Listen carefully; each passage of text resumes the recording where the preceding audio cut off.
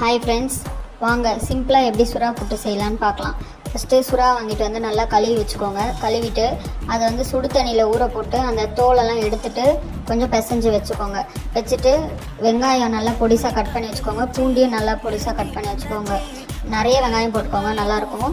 அப்புறம் ஒரு கடாயில் எண்ணெய் ஊற்றி ஜீரகம் போட்டு பூண்டு நம்ம சாப் பண்ணி வச்சு அந்த பூண்டையும் போட்டுருங்க. காரத்துக்கு பச்சை மிளகா ஒரு 2 கட் பண்ணிக்கோங்க, பொடிசாக கட் பண்ணி அதையும் போட்டுக்கோங்க.